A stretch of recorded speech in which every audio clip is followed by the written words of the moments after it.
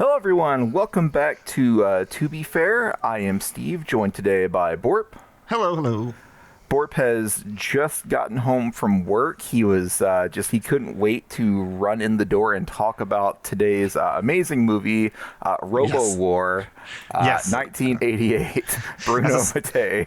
As a sign of things to come, I had to plug in my audio setup to my computer. I work from home, and I'm like, okay, I'm plugging all my work stuff, plugged in the audio recording thing, and everything just crashed. So we're off to a great start. Yes, everything is wonderful. Everything is going well. So this is To Be Fair, a show created really just because we thought we liked the name To Be Fair, and so we decided that this would be like a celebration, air quotes, of the absolute garbage that you can find on Tubi, the free streaming service. And then over a couple episodes, we added like another layer to it where we will let the movie we are currently watching kind of lead us to the next one. So we watched Strike Commando 1, and then we naturally watched Strike Commando 2, and then at some point digging through the trivia, we found out that literally the same camera used to film Strike Commando 2 was used to film another movie, so we watched that movie, which was Zombie 4, and somehow, or I don't even know how, Zombie 4 led us to this garbage. It would not surprise me if, for the trivia for Robowar, it was they had to shoot everything in 3 days because some other Italian production was coming through the next week to shoot, because this looks real bad. I am absolutely positive that all 4 movies that we've watched so far on To Be Fair were filmed in the same jungle by the same crew in the same 2 or 3 buildings that they had access to. For sure. There's a hospital set that shows up at the end of RoboWar that I am almost positive is the same hospital from the end of Zombie 4. So I feel like we're just going to be going around in this circle. We will never escape these Italian action movie knockoffs from the late 80s. Yeah, it was let's get some vacation time out of this. Let's knock out a movie and then maybe go hang out on the beach for a while, and then Yeah, I mean, to be fair, years ago when we were Dead Lantern, we filmed 18 movies in the one barn that we had. So I get it. Yeah. You use what you got. Anyways, this is Robowar, and IMDb describes it as a clone/mix of Predator, Rambo, and RoboCop. Yes. Yeah, sorry to interrupt you. I have never seen an IMDb description like this one. This is vile. It's not a plot synopsis. No, it's Sorry. It's just like someone said, because there's not much to summarize to this movie, so someone just told some IMDb intern told another IMDb intern summarize this movie, and so they just went with a list of all of the things that this movie rips off. It's completely fucking accurate. Yeah, and there's also some editorializing in there. Okay, sorry. No. It's this movie. It sure is a movie. The basic plot synopsis is I assume the American military created a cyborg to fight its wars for it. The cyborg goes crazy, and so they call in a crack team of not strike commandos. Instead, this squad is called BAMF, badass motherfuckers. And everyone has a fucking code name. There's a guy who, the coolest guy in the movie is named Quang. I don't know if that was his code name or not. I don't remember.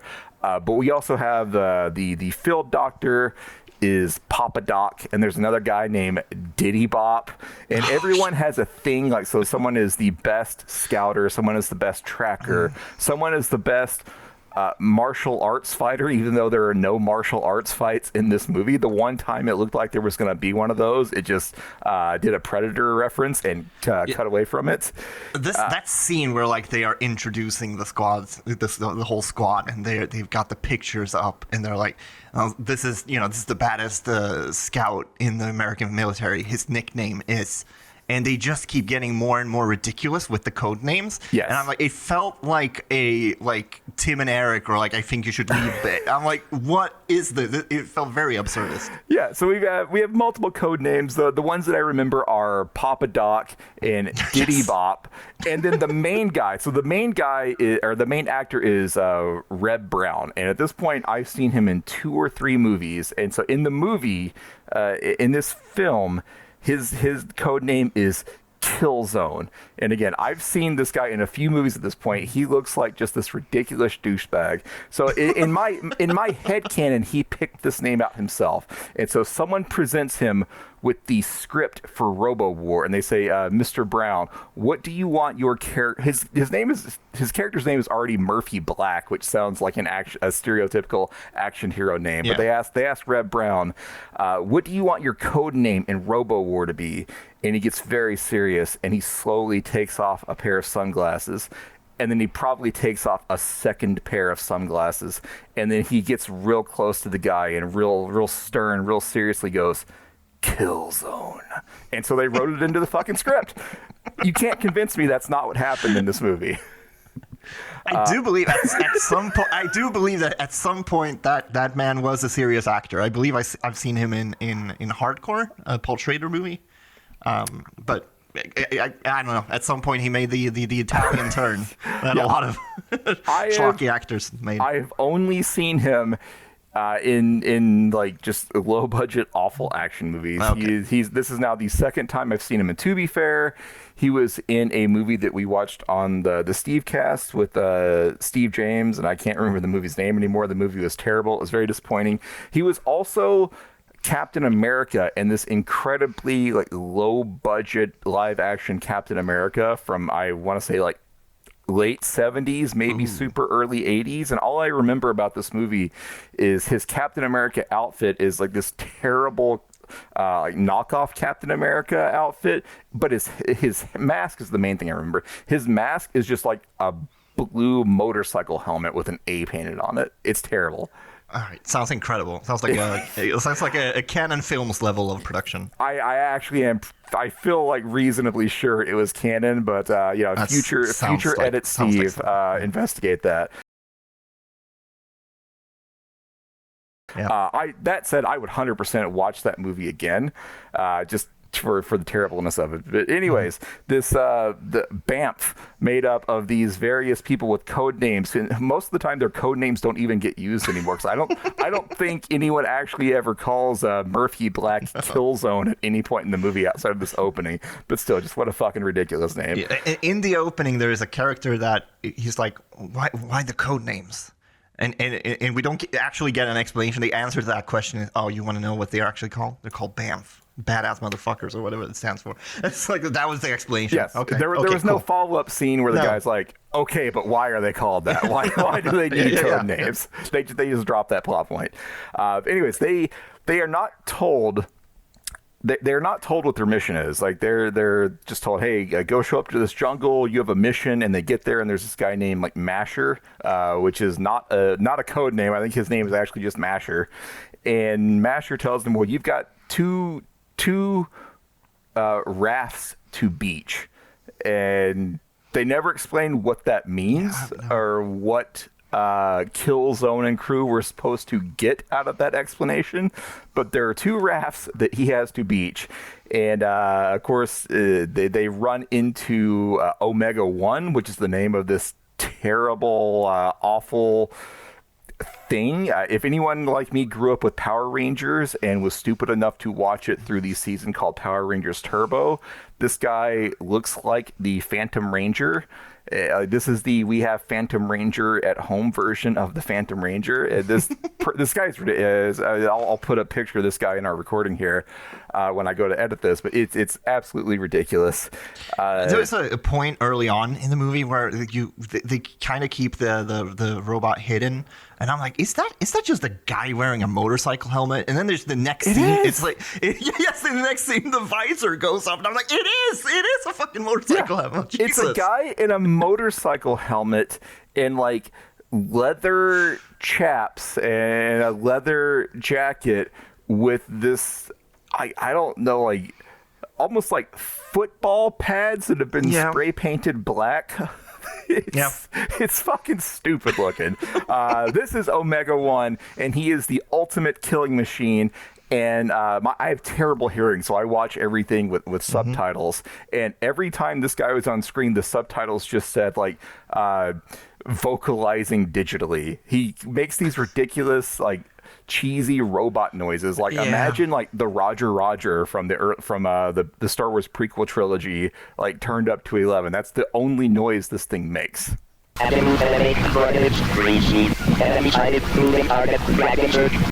Yes. And every time we go into their version of Predator Vision, you hear that digitized voice being it's like action this. received, Yep. Roger. At Predator Vision, because again, this is just a complete rip off of all of the big 80s action movies. Instead of Predator Vision, he has what I'm just going to call Orange Vision.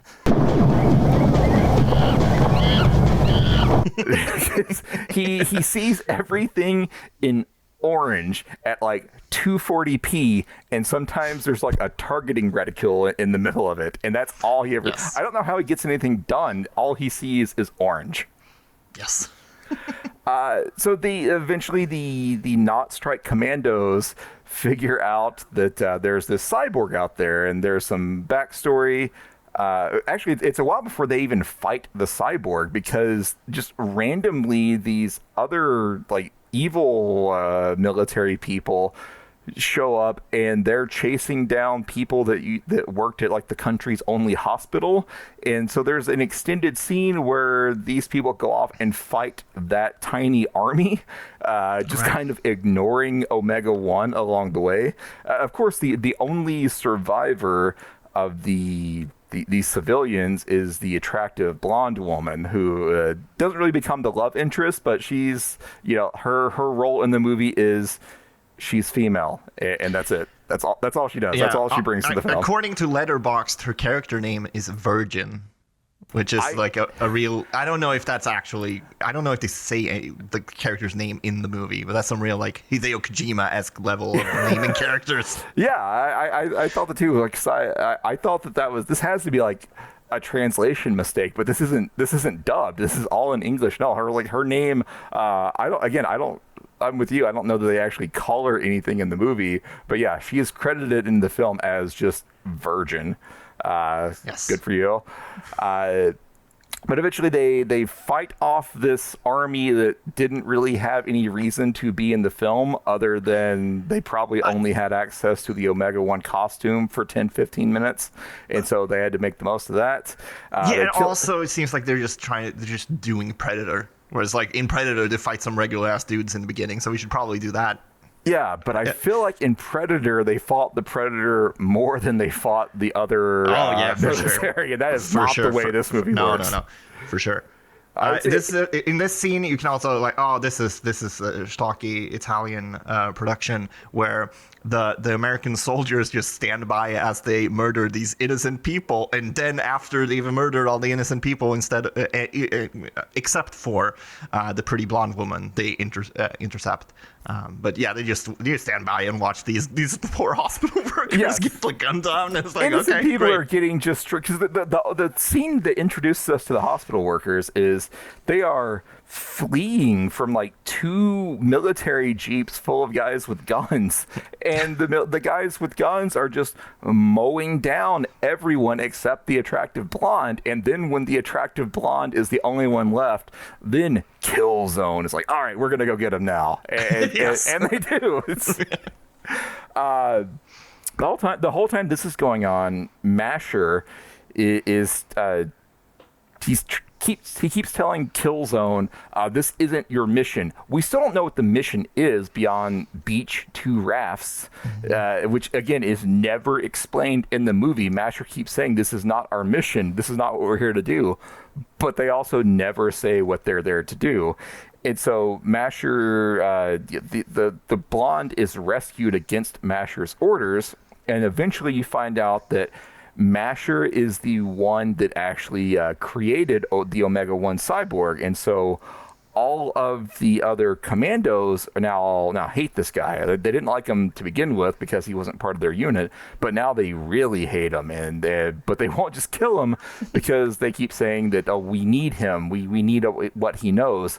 Turns out what he knew is like absolutely nothing of value. Like he continues to tell the commandos, hey, I can't stop this guy. and the commandos don't believe him, but he was actually right the entire time.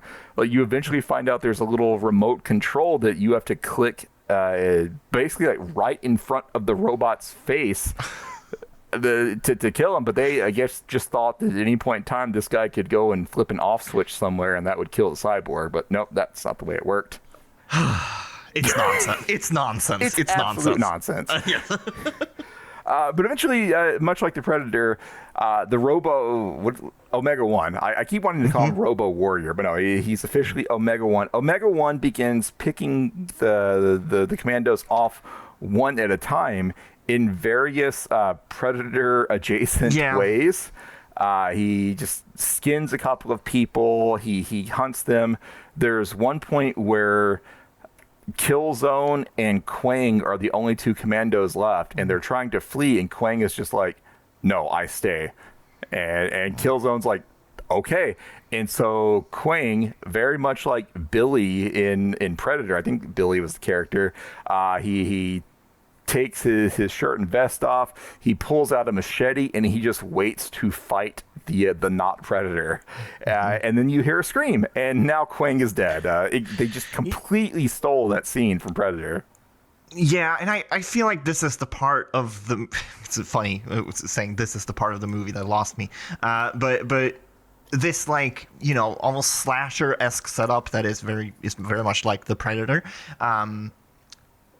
It's like, I mean, couldn't you have spent some money on the death scenes at least? Like, maybe you have they all feel very, very cheap, to the point where, like, there are like 3 or 4 death scenes where it's just, you know, orange vision zooms in on some guy's face, reticle comes up, they scream, and then it cuts to some of the other people in the forest, and they're like looking around like they just heard a noise. And that's like 3 or 4 death scenes. It's like, man, 100%. The cool thing about Predator was that, you know, it made that switch, right? Of like, you show all these badass dudes, and then compared to the Predator, they're nothing, right? And they become essentially slasher victims that are usually, you know, dumb teenagers. Yeah. And I don't know. Like, at some point, like, the people making these movies didn't even care if they were good or not. So, criticizing them feels rather pointless. But there was a point that I was disappointed by. Like, I wanted some like crazy death scenes in here or something. Yeah. Speaking of whether or not these movies are good, having watched now like several of these like mid to late 80s Italian action movie knockoffs, this feels like the Asylum for late 80s action, like the Asylum before the Asylum, because it is blatant. There, you can't, if you've ever seen an 80s action movie, you cannot miss the inspiration, air quotes, for all of the scenes in the movie like this. But I want to go back to Quang for a minute, because again, they completely ripped off the Billy death scene from Predator, but at least in Predator, the implication is the Predator did fight Billy, right? Like, but I'm pretty sure you see like the Predator holding Billy's head at one point. So presumably the Predator, who, you know, is all about honor and wants to have equal battles. I don't think we saw it, but, you know, I'm assuming that the Predator and Billy had like a one-on-one fist fight equivalent, depending on what melee weapons they were holding.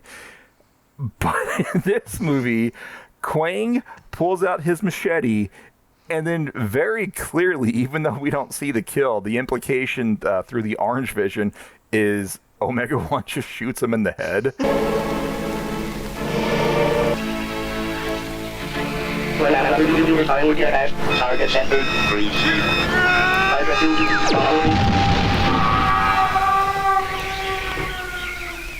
And then moves on.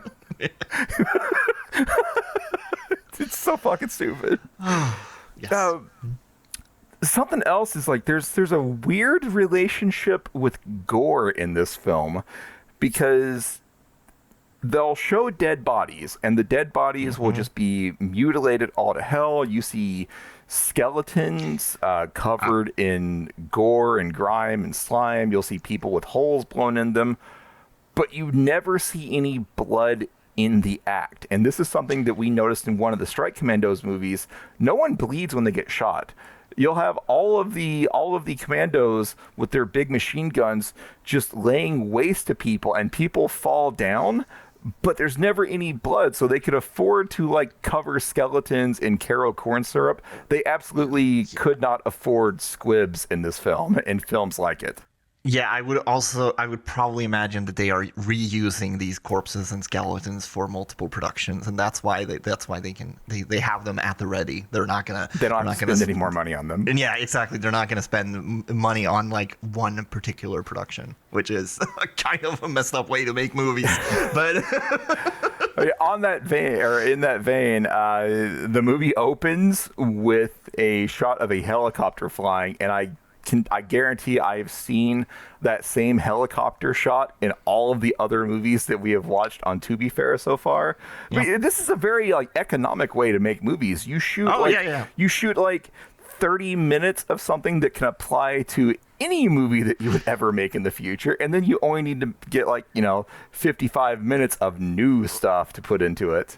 Right, and theoretically, you're making these movies for kind of different audiences, right? Someone who rents Strike Commando 1 and 2 are not going to go rent, theoretically, are not necessarily going to rent, Zombie 4 or whatever. So the chance of like people actually noticing like, oh, okay, that helicopter shot is the same from that other movie might not be super high. Especially, nowadays we can just watch these movies, binge watch them, right? But even if you watch Strike Commando, you rent it on VHS and then you rent whatever, Robowar, right? 6 months later, you're probably not going to notice that it's the same shot. Yeah, it'd be really dumb to watch both Strike Commando movies followed by Zombie 4. Like, no one in their right mind would do that. But once the commandos clean up the bad military people, we get about 30 minutes of Omega 1 killing people one by one off screen. And at one point, like the way they kind of set up the ending of the movie is one of the guys, I think maybe his name is Greeno, something like that. He goes off, stupidly runs off to fight Omega 1 on his own and gets killed. Like, we don't see him die, but they find like his hand a little bit later on, and in his hand is dog tags. And so one of the other characters picks up the dog tags and is like, hey, these dog tags belong to I don't know, Sergeant Bob. And so Killzone takes the dog tags and he has a flashback to Sergeant Bob. And so you find out that Killzone and Sergeant Bob were best buddies. They were in the military together. And then Sergeant Bob steps on a landmine. And so at the end of the movie, no one ever acknowledges, hey, isn't it weird for Sergeant Bob's dog tags to be here? But no one ever says it out loud. It just triggers some flashbacks. And so at the end of the movie, after everyone has died except for Killzone and the woman that exists in the movie, Masher left behind a tape recorder. Masher is dead. He has some weird relationship with the cyborg. He has the opportunity to push the kill switch and kill Omega 1. He doesn't take it. He just kind of walks up there and gets himself killed. But before that, he gives Killzone a tape recorder. And so Killzone listens to the tape recorder, and Masher says, oh yeah, we found Sergeant Bob, and we turned him into Omega 1. And Killzone's like, huh, that's weird. And so we get another flashback where it turns out that Sergeant Bob survived stepping on the landmine. And apparently from that point forward, he got turned into Omega 1, but Sergeant Bob was begging Killzone to finish him off. And Killzone didn't do that. And so the depth, air quotes, of this movie is, will Killzone do it this time? Will he actually finish off his super ultra mega close friend? And it's so like, okay, you're showing this flashback right before the final battle. Like battle, shouldn't you have place this flashback a little bit earlier so you have that like that nugget of like information that like, oh, okay, there was a point in the past where he couldn't do it, he couldn't finish him off. So but instead, like, they just I don't know, the opposite of front loading. Whatever. Did you just do this information dump at the end of like, oh, by the way, here's the plot. It's like, oh, you've probably been asking yourself, like, why is any of this happening for the last hour and 20 minutes? We got 7 minutes left. Let us explain to you. But there was an attempt to have a plot in this movie or some sort of backstory, and it was handled in the absolute worst way possible. Like, you want to talk about the pacing and how fucked up it is. The end of the movie is Killzone and girl going into the hospital that I swear was also in Zombie 4. And the girl says, I know how to make napalm. And Killzone says, okie dokie, let's make napalm. And so then Omega 1 comes in, they fight, and Killzone is like he has the means to just like beat everyone. Like Omega 1 has the means to beat everyone. Killzone has like no way to fight him. These words that are coming out of my mouth, Omega 1 and Killzone, sound very stupid right now. But they're gonna fight. Omega 1 has the upper hand, and easily, it's not even close. And then the girl whose name may or not be Virgin, depending on whether or not you trust the cast list, she just splashes the guy in the face with some acid or something, and Killzone grabs Omega 1's gun. They run out, and then they shoot the hospital, which then explodes. Like I guess they set off the napalm that they made. It's not really clear what exactly happened. And then the two of them hug, and they're like, oh, it's over. We're safe. Yes. And then it cuts to the next day, and they're still being chased by Omega 1. It's like the sequel to the movie just started without any sort of explanation whatsoever.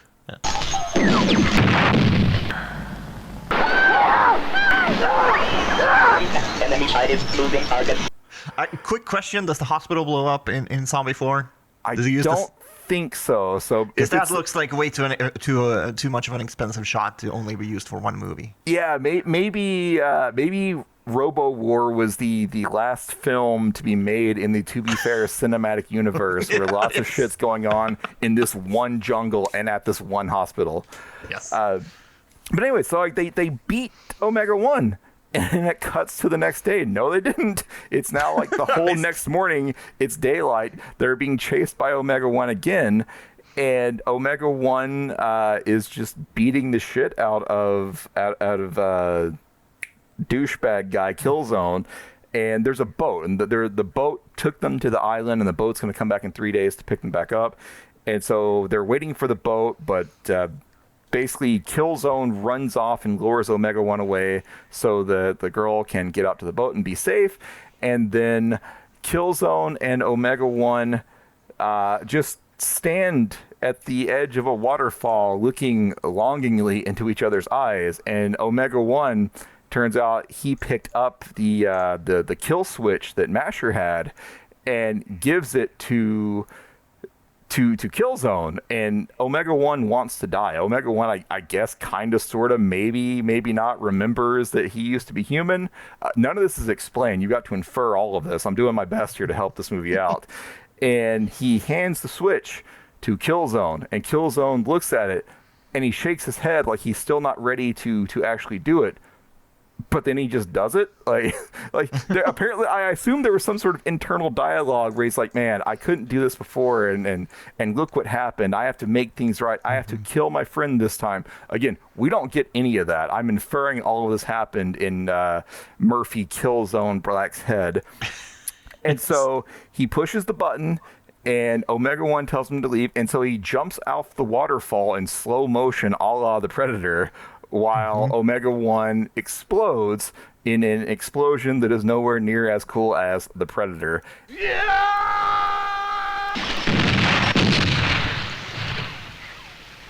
And then the end shot is just Killzone swimming away. Like, there's no resolution. Nope. You think like he's gonna go find the boat and meet up with girl.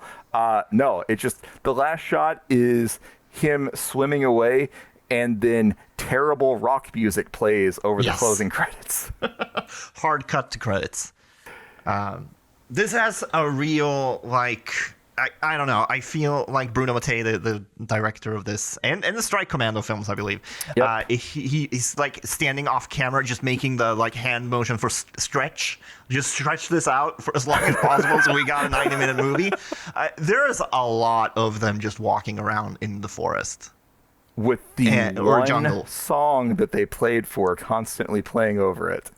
Yes. Yes. As IMDb says, good electronic music. That's the plot description for IMDb. It has good electronic music. Is the electronic music better or worse than the Strike Commando film? Oh, man, I think it's better. Oh, okay. Okay. It's not good, but I definitely think it's better. Because I think, or maybe it was that song. I don't know. I remember one of these, like, DJ was saying that he liked the music, and you saying that this one was better actually makes me worried.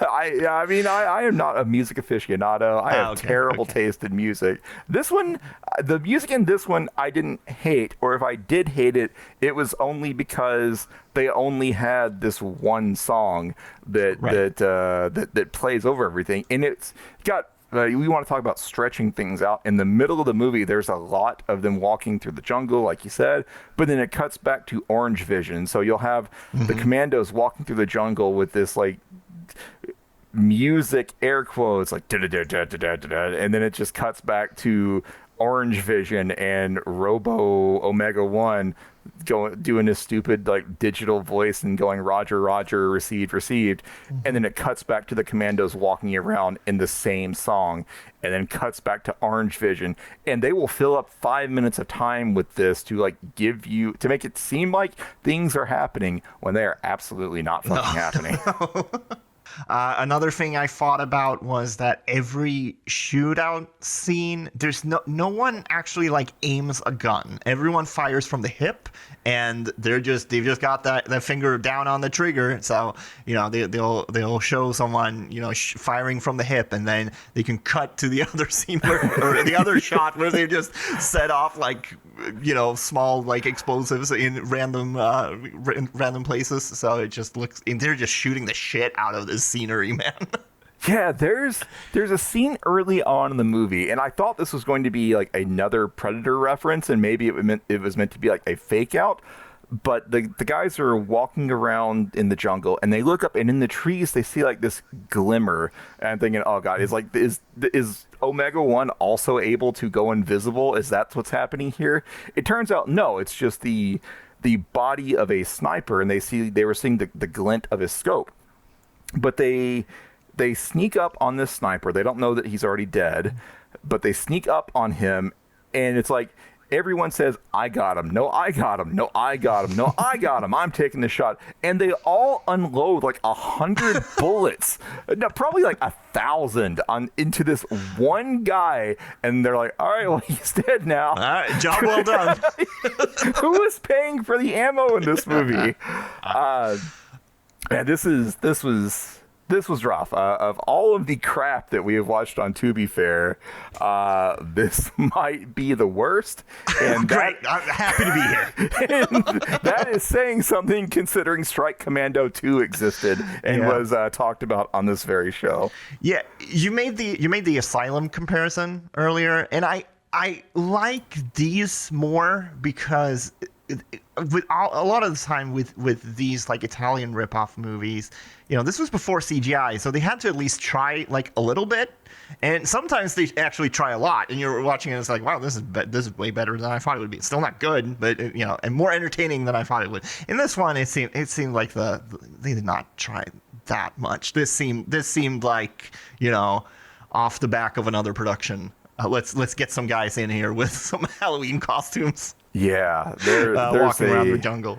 A lot of recycled shots. I don't know what they used to make the lasers that Omega 1 shot, but that needed a little bit more time to cook. I still don't know, like, what the fuck. What the hell was the purpose of Omega? I mean, what was Omega One supposed to do? Like Masher's like he's the ultimate killing machine. He has no feelings. He doesn't question orders. And then they Right. basically like beat him at least for a short while by like splashing water in his face.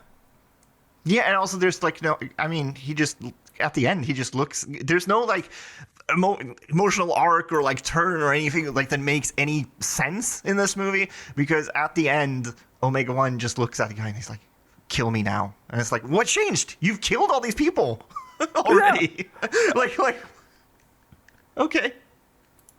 Yeah, this movie was pretty rough. I'm looking at IMDb. Give me something to work with here. Give me some trivia. You've already done like multiple Bruno Mattei movies, so you probably need to get away from that. Yeah, I've got to look through IMDb and find some sort of link to something that gets me out of this one jungle in the Philippines where everything that I've watched is Oh wow, it's this movie was. Wait, am I actually looking at the right movie? Hold on. Yes, Okay, it was written by Claudio Fragasso, who made Troll 2. You've probably seen some of his. Oh work yeah, on the I show think as well. I think he was also involved in all of the other films that we've watched on Tubi so far. Of course. Okay. So some trivia from IMDb: the marijuana the guy smokes on the boat was real. Okay. The actor who played the cyborg fainted twice. I believe that. That suit looks very hot. Yes. And this is most interesting to me. A romantic subplot was filmed but cut from the final finished movie. So Borp, how do you feel about the same movie that we watched, but they add like another 20 minutes to show that Virgin and Killzone are in love? Because that's the version of Robowar that we almost got. You know what? I was gonna say if you cut out 20 minutes of them walking in the jungle, maybe it would have been more interesting with a romantic subplot. But on the other hand, looking at what that romantic subplot probably would probably be real problematic in 2023. So maybe I'm glad they didn't do it. Yeah. Considering the character's name is Most 80s romance Virgin. seems to be very problematic now. Yeah, but this is made by like coked up Italians. So it's gonna be way worse. But yeah, that's it. I don't have anything else really to say about this garbage movie. It's definitely the bottom of the barrel as far as Tubi fare is concerned so far. Borp, final thoughts on Robowar? Real rough. Not one even for people like me who like trash. I probably wouldn't recommend this. There are other films in Bruno Mattei's filmography that are like at least worth checking out. That I think are way more entertaining, but definitely like also bad movies. He made a lot of bad movies. That's what he did. But yeah, real rough. Just rewatch Predator instead. Yeah. Watch all of That's the it. other movies that this movie steals from. Now, in the Discord, you stated that you were kind of into it. Was there a moment where you thought maybe this was going to cross the line into or from so bad to so bad it's good? Yes. So it's this point, like maybe halfway through, where they actually get to the part where the Omega One starts to kill people. I'm like, okay, maybe this can turn around, because I had been like mildly entertained up until that point. There was some scenes that got some chuckles out of me. There was just that absolutely wild scene where the American soldiers watch as these hospital workers get just gunned down. That made me giggle quite a bit. And they're just cutting to the reaction shots. They're like, man, this is terrible. Someone should really do something about this. And they're just standing off to the side with all their machine guns. But then when you got to the point that becomes like the slasher part of Predator, that's where it kind of lost me. So I'm like, oh, they spent like no money on this. Like, I obviously knew they didn't spend much money on it, but there's no money put into this. And it lost me also the more you see of Omega One, because the costume is just so terrible. Like, even for the 80s, even for a shitty like 80s action movie, it looks pretty bad. Yeah, I think if this movie had actually had a final battle or a finale of any sort, I think it maybe could have crossed the line to watchable. But the end of the movie is Omega One basically just quitting. So there is nothing here. You could make an argument to watch all of the other movies that we've watched on Tubi Fair so far. Cannot make the argument here. This movie is garbage. Yes. Okay, so we still have to find a connection, right, for the next episode? Yes. Okay, Borp, help me out. I assume you're on IMDb yes, too. I am on IMDb. I like looked at whoever made the music for this film, and I can't. Nothing here seems like it would be good to watch. Oh, there's a section it's called Connections. Right, and it was like the other movies you've watched for this fucking show. Edited from, and the first connection is the beginning uses footage from Strike Commando's opening credits. No shit. Oh god, there's another movie listed on the connections called Double Target, directed by Bruno Mattei and Claudio Fragasso, whatever that guy's name is. Yeah.